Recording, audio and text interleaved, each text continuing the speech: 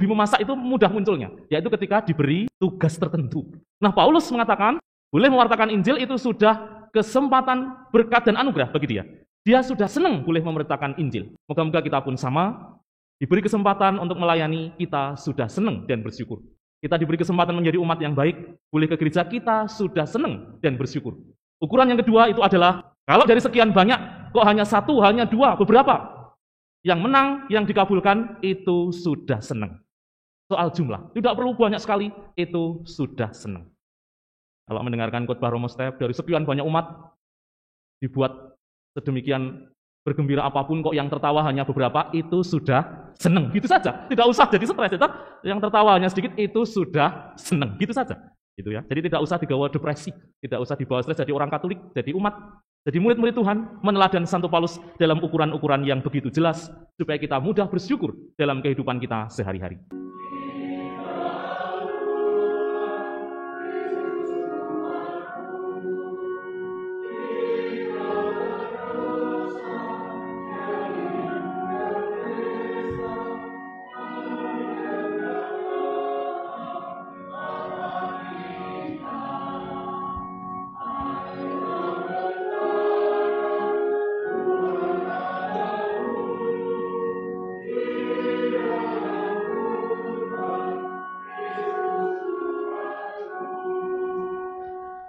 Dalam nama Bapa dan Putra dan Roh Kudus. Amin. Rahmat dan damai sejahtera dari Allah Bapa dan dari Tuhan kita Yesus Kristus bersamamu.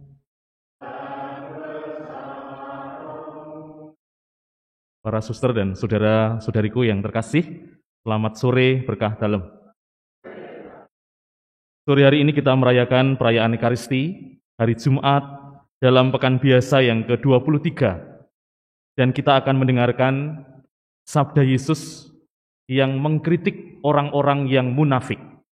Orang-orang yang munafik itu lebih mudah melihat selumbar dalam mata orang lain daripada balok yang ada di pelupuk mata sendiri. Selumbar itu artinya kekeliruan yang sangat kecil sekalipun, kalau itu ada pada orang lain, kita mudah sekali untuk menemukannya. Tetapi kalau kesalahan sebesar apapun yang ada dalam diri kita begitu sulit untuk menemukannya. Maka saudara-saudariku yang terkasih, di awal perayaan Ekaristi sore hari ini, mari kita mengoreksi diri sebelum mengoreksi orang lain, terlebih dengan kesalahan dan dosa-dosa yang ada pada diri kita. Saudara dan saudariku yang terkasih, di dalam bacaan yang pertama, ada hal yang sangat menarik yang disampaikan oleh Santo Paulus kepada kita. Santo Paulus ternyata memiliki ukuran-ukuran tersendiri untuk bersyukur. Yang pertama disebutkan dalam ayat 18, bahwa aku boleh memberitakan Injil tanpa upah. Disebutkan, upahku adalah bahwa aku boleh memberitakan Injil tanpa upah. Ada kata boleh di sana. Yang kedua dalam ayat 22 disebutkan, bagi semua orang aku telah menjadi segala-galanya. Semua orang. Supaya aku sedapat mungkin memenangkan beberapa orang dari antara mereka. Hanya beberapa orang. Ini soal jumlah. Yang pertama, boleh memberitakan Injil tanpa upah, itu artinya soal kesempatan. Paulus diberi kesempatan untuk memberitakan Injil, itu sudah anugerah dari Tuhan. Dan yang kedua adalah disebutkan beberapa orang, berarti ini soal jumlah. Kalau yang tadinya semua orang begitu banyak, kok Paulus hanya memenangkan beberapa saja dari sekian banyak orang, Paulus sudah bersyukur.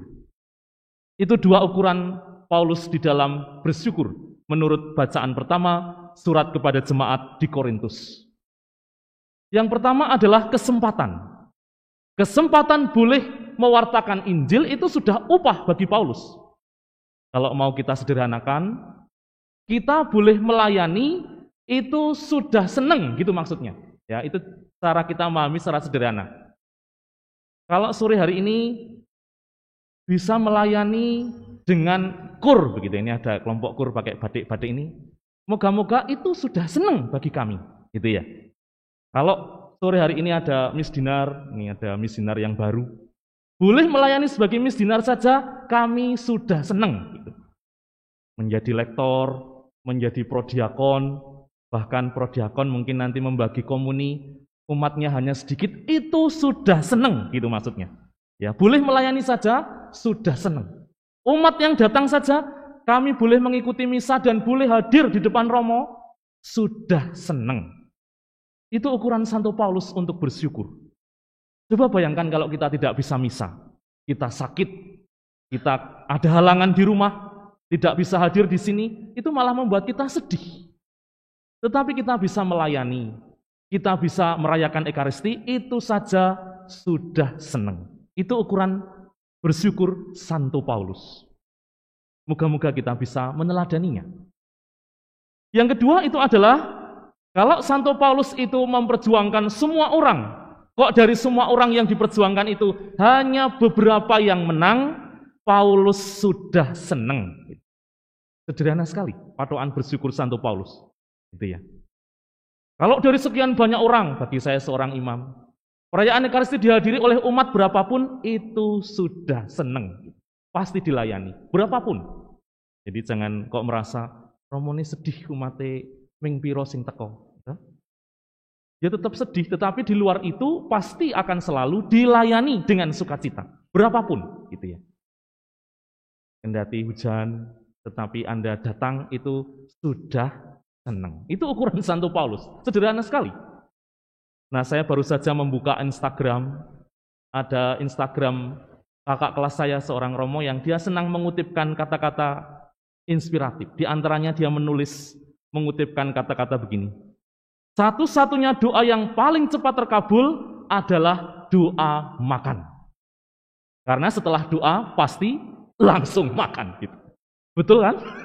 Satu-satunya doa yang paling manjur itu adalah doa makan. Gitu ya. Karena setelah berdoa pasti langsung makan. Gitu. Dia menulis begitu dalam mengutip kata-kata di media sosial. Mungkin dari sekian banyak doa, kita setiap hari berdoa ini, berdoa itu, berdoa ini, tapi ada satu yang dikabulkan itu sudah senang bagi kita. Itulah yang dikatakan Santo Paulus. Dari sekian banyak orang yang kita doakan, kok hanya orang-orang tertentu yang baru dikabulkan dalam doa saya itu sudah senang. Itu ukuran Santo Paulus. Ya. Juga disebutkan di dalam media sosial, sekarang kan sedang musim orang demo karena kenaikan harga BBM, gitu ya. Bahkan ada yang membuat litani itu urutan yang bernada sama. Pertalite naik, Pertamax naik, minyak goreng naik, telur naik, hanya Roh Kudus yang turun. Gitu. Ada yang menulis begitu ya. Jadi dari sekian banyak yang naik hanya satu yang turun itu Roh Kudus, kita sudah seneng gitu maksudnya. Jadi tidak usah frustasi, tidak usah digawe stres gitu kan, tidak usah dibuat depresi gitu ya. Atau ada yang meneruskan jadi Pertalite naik, Pertamax naik, minyak naik, telur naik, hujan tetap turun gitu ya. Ada yang menulis begitu. Dan sore hari ini hujan pun turun gitu kan. Jadi artinya dari sekian banyak yang diperjuangkan, satu yang baru Tuhan kabulkan dalam kehidupan kita, kita sudah senang. Itu ukuran Santo Paulus. Sederhana sekali. Dan ini diteladankan kepada kita, supaya kita juga menghayati rasa syukur dalam ukuran-ukuran yang begitu sederhana, seperti Santo Paulus. Ada lagi yang dikutip di Instagram itu, singkatan kota yang namanya Magelang. Saya juga baru dengar. Magelang itu makin gemes dipanggil sayang, itu Magelang. Makin gemes dipanggil sayang, itu Magelang. Ya. Jadi dari sekian banyak orang yang memanggil itu hanya satu, itu sudah bersyukur. Daripada tidak ada yang menyayangi sama sekali, ngenes uripe. Gitu? Tetapi dari sekian banyak orang kok ada yang memanggil yang Romo, gitu ya misalnya ya, memanggil yang Romo, gitu ya. Maksudnya yang Romo, maksudnya ya, tidak kok sayang Romo, enggak. Yang gimana yang, gitu kan? Itu sudah seneng kan? Dari sekian banyak orang kok ada yang memanggil yang, itu kan tanda mesra atau sesuatu yang perhatian sekali, itu sudah senang, ya kan? Bagi Anda, mungkin istri atau suami memanggil sayang itu kan sudah senang. Daripada dipanggil he, gitu kan? Kalau di rumah kan yang, itu kan cocok suami istri. Daripada dipanggil he, madang burung, itu kan menyakitkan sekali ya toh. Udah sekian lama itu dulu panggilannya romantis, lama-lama he, gitu ya.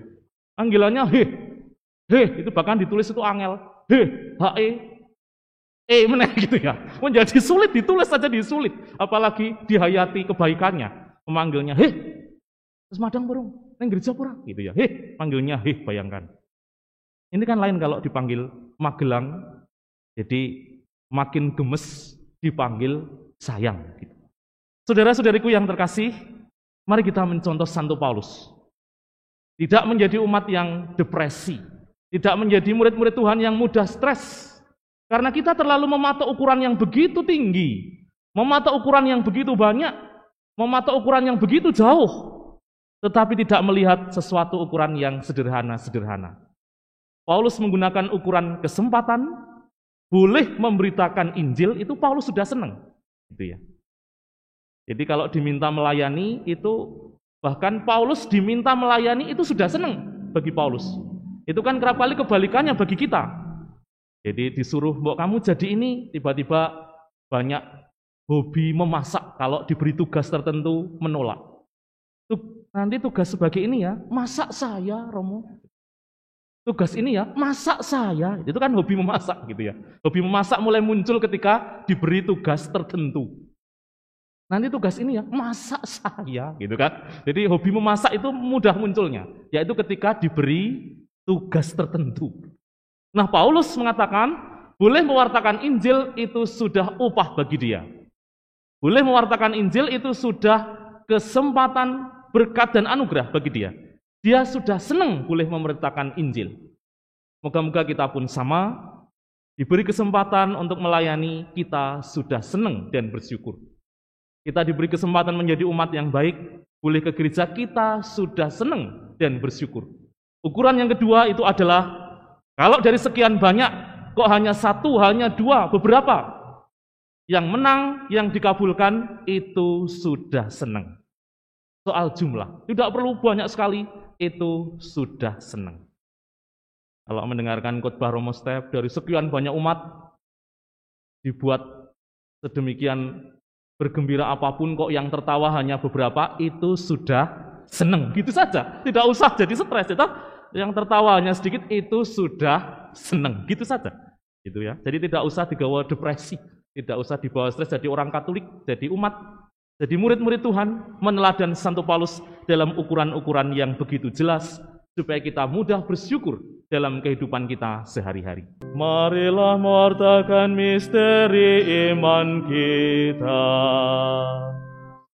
Tiap kali kami makan roti ini dan minum dari piala ini, wafat-Mu Tuhan kami wartakan hingga Engkau datang.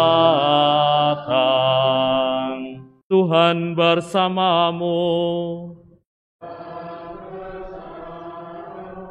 Semoga Allah yang Maha Kuasa memberkati saudara sekalian, Bapa dan Putera dan Roh Kudus. Amin. Saudara-saudari, pergilah mewartakan Injil Tuhan. Syukur kepada Allah.